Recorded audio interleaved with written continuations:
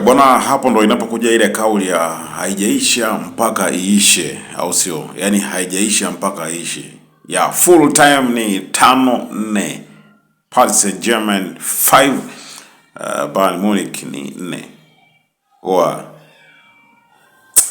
Mimi nadhani wadau wa football, yani wadau wa football kabla hawajaangalia finali ya UEFA, basi hii ndo wataweza nikasema hii ndo finali. Yani that is the final. Yani hii ni finali kati ya hii miamba ya Ufaransa na miamba ya Ujerumani.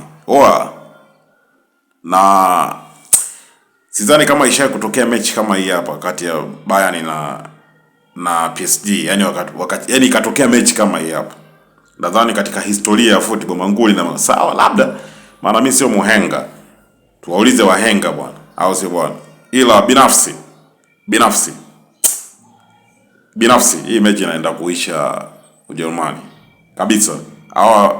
Unajua Bayern kwanza wamecheza kwa away, au sio? Na katika tasnia ya football mara nyingi sana timu inavimba ikiwa nyumbani. Yaani timu ni mithili ya mtoto. Anadeka, anavimba, analinga, anamuona mzazi wake. Sawa na timu za mpira. Wanakuwa na confidence nyumbani, mashabiki nini. Lakini Bayern jeshi la kina Olise, akina Diaz, Kenny, Kimmich, hao watu ni hatari wewe. Wallahi tena. Mimi naona wanangu wa Madrid wamefly sana kwa sababu unajua Bayern ndiye aliyempazua Madrid akatoka.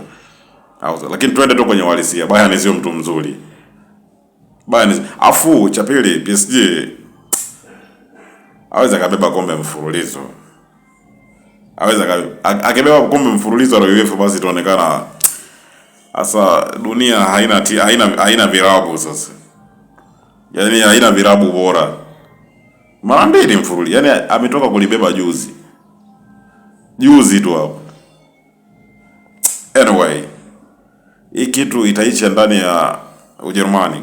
Au tubeti wewe na mimi. Mimi najua hii ngoma inabebwa na Bayern.